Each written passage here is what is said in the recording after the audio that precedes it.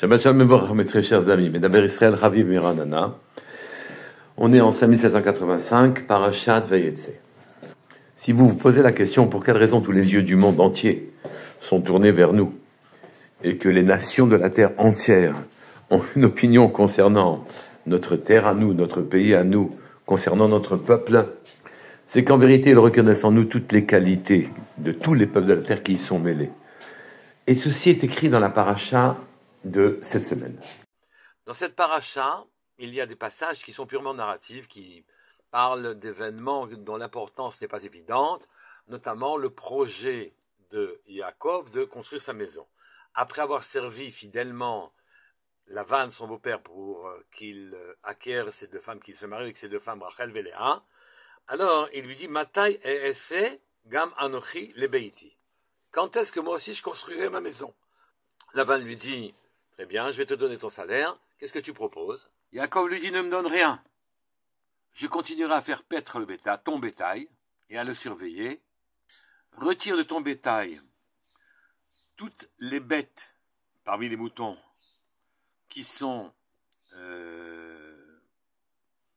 mouchetées ou tachetées, des grandes taches, ou bien qui sont bruns parmi tes moutons, et les mouchetés et tachetés parmi les chèvres, retire-les de ton bétail, mets-les à 3 jours de distance, et donc maintenant, dans ce que je vais surveiller comme bétail, il n'y aura que des bêtes parfaitement blanches, et quand naîtront de ces bêtes-là parfaitement blanches, des bêtes tachetées ou mouchetées, ou brunâtres, alors à ce moment-là, elles seront mon salaire.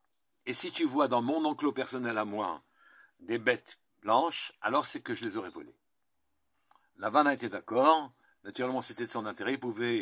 Il pensait d'abord qu'il y aurait peu de bêtes tachetées ou mouchetées parmi les bêtes qui naîtraient dans le troupeau, puisque tout était blanche. Donc par hérédité, il n'y aurait pas de tacheté. Donc le salaire de Yaakov serait très faible. Et il pouvait vérifier en permanence ce qui allait se produire. Mais Yaakov avait fait un rêve, et il lui est apparu un malach, un ange de Dieu, qui lui a dit, Yaakov, lève les yeux et vois que tous les mâles qui fécondent le bétail sont mouchetés, donc pointillés, rayés, ou bien akoudim sont cerclés, c'est-à-dire que leurs pattes sont cerclées de couleurs, et donc les troupeaux de Lavan, qui s'étaient très mal comportés avec Yaakov, ont périclité, diminué, tandis que naissaient sans arrêt des agneaux ou bien des chevreaux pointillés, cerclés aux jambes ou tachetés. Donc le salaire de Yaakov a été immense et il a eu des servantes, il a eu tout ce qu'il fallait en bien.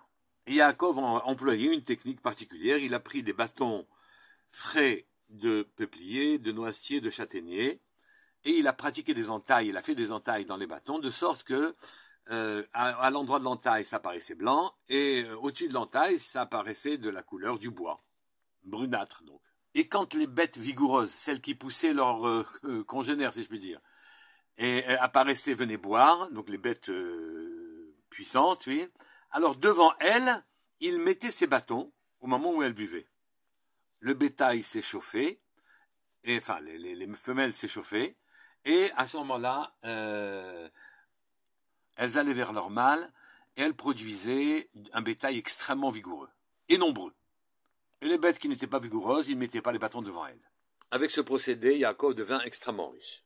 La question qui se pose, c'est de savoir quel intérêt présente pour nous la narration de cette histoire, le procédé employé par Yaakov. C'est intéressant, mais ça ne paraît être qu'une histoire. Mais le Zohar HaKadosh nous met en garde. Malheur à ceux qui croient dans le monde et qui ignorent les paroles de Torah en disant que ce ne sont qu'une histoire.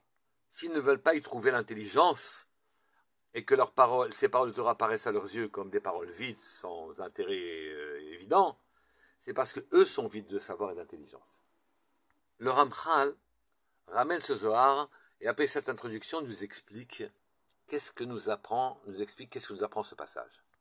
Pour bien comprendre, on est obligé de faire précéder une notion bien connue, que tous nos avot et les hommes importants chez nous ont été bergers. Oui, on ne parle pas seulement de Moshe Rabbeinu, on ne parle pas seulement d'Abraham et d'Abraham, d'Yitzhak, de Yaakov.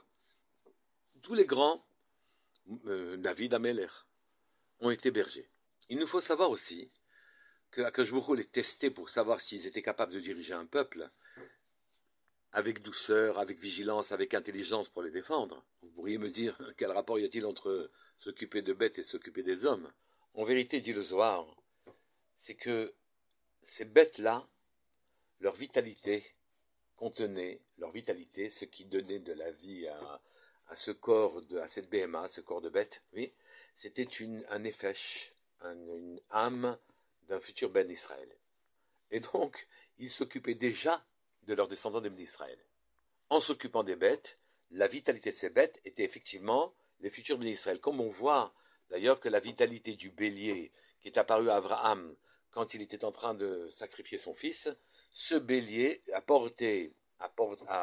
par sa shrita, a apporté le nefesh qu'il contenait à Yitzhak, qui a été le nefesh qui lui a permis de vivre tout le reste de sa vie, alors qu'il n'était pas viable et qu'il allait de toute façon mourir à 37 ans.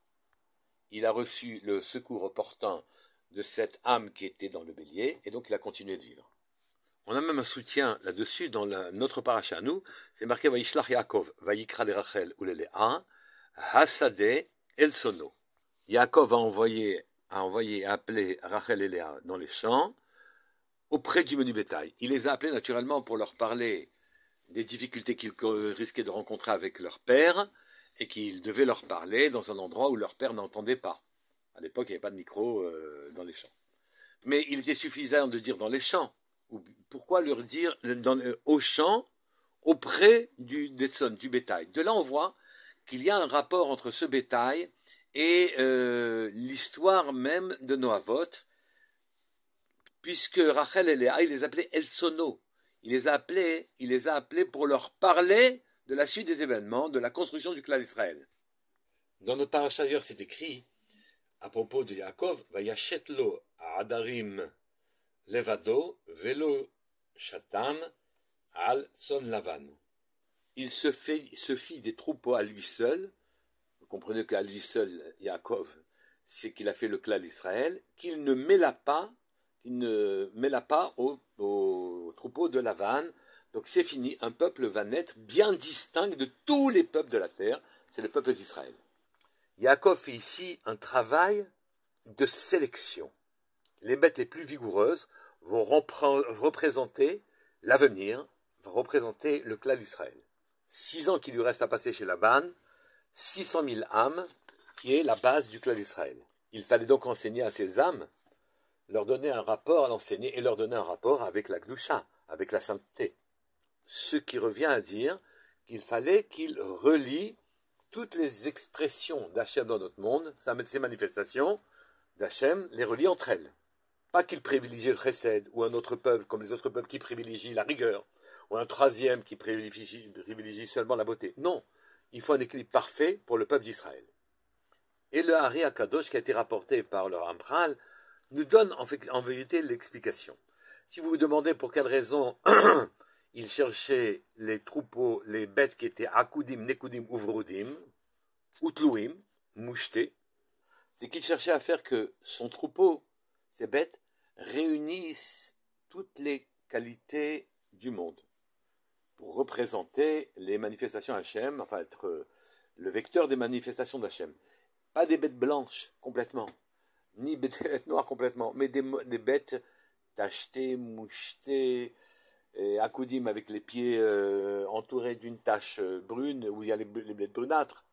C'est-à-dire que le blanc, la luminosité était reliée avec la matérialité qui est le noir. Il fallait que dans la nature de ces bêtes, elles soient capables de réunir de la lumière à leur obscurité pour pouvoir l'éclairer.